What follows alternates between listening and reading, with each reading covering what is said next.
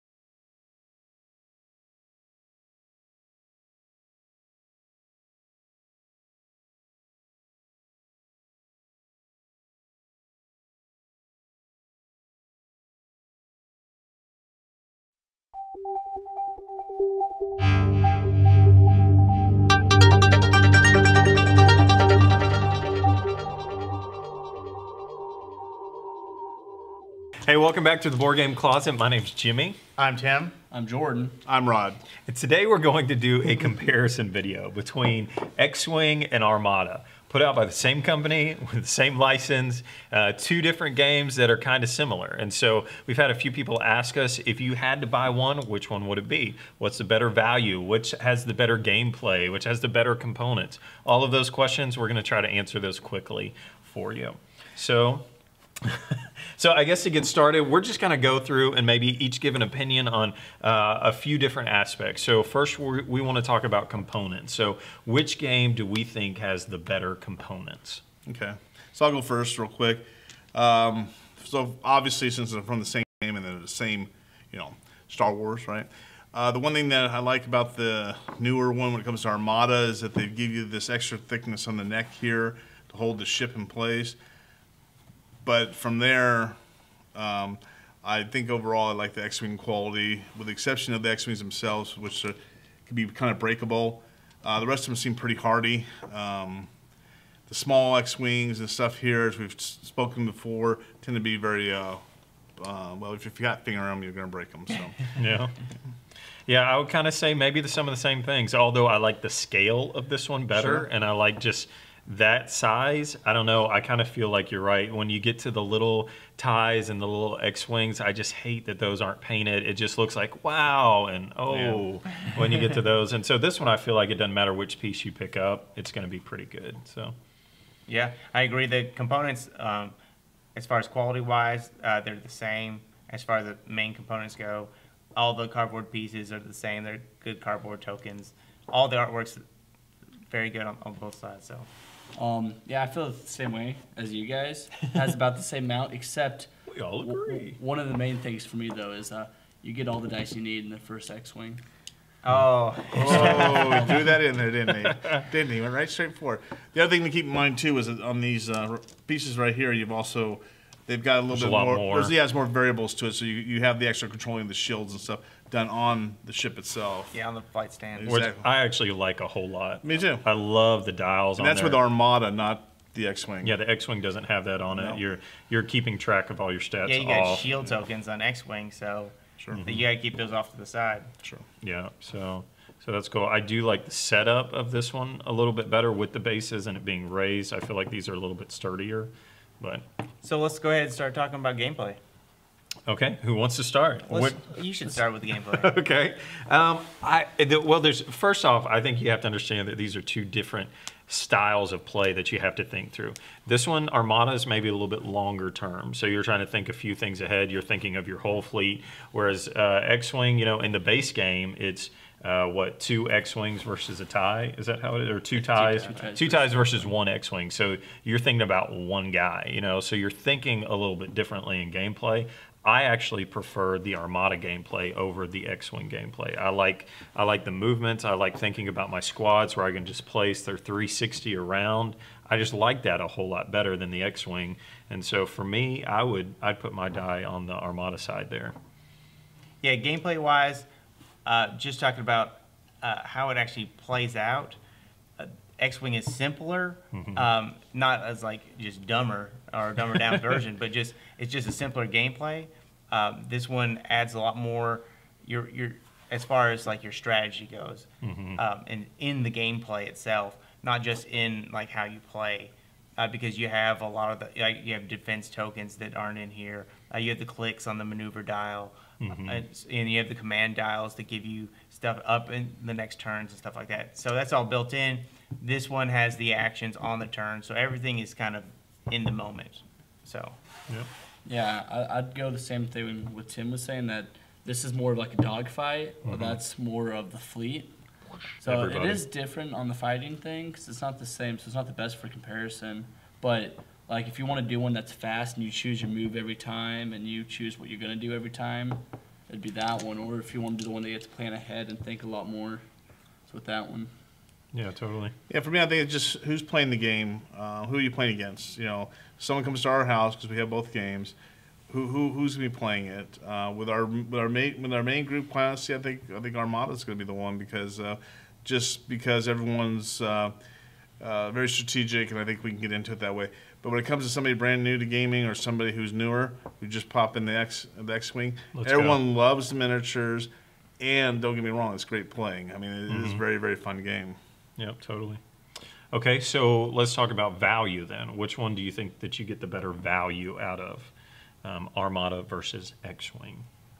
Now this is a hard one because this one, just the jumping on point, is far more expensive than the jumping on point to here. Because this is, I mean, just for a few bucks, you can get the starter pack, and then you can go wherever you want. You buy whatever Add-ons, expansions you want. There, you know, you're looking. The MSRP is $100 on this thing just to get in the game because you have to have the starting components, and then you add on. after $100, you get to start adding stuff on to the gameplay. So, as far as that value, and some of the components like the dice were missing. So as far as value goes, that's a negative on that. I'd have to go with this is the better value for people, you know, wanting to spend less money.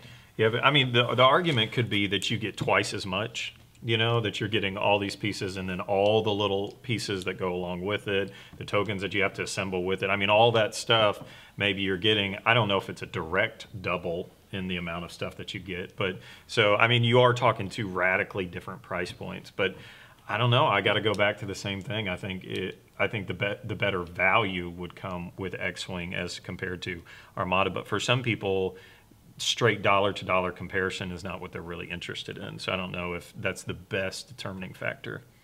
I say X-Wing. I mean, you can jump into it for about $29, and that's a great jump-in point. And then from there, you can decide on how much you're going to spend.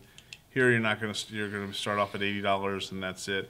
And then after that, you'll be dishing in another $100 quickly. So I would just say that if you had to make a choice, and when it comes to the value portion of it, and I would go with the X-Wing part of it.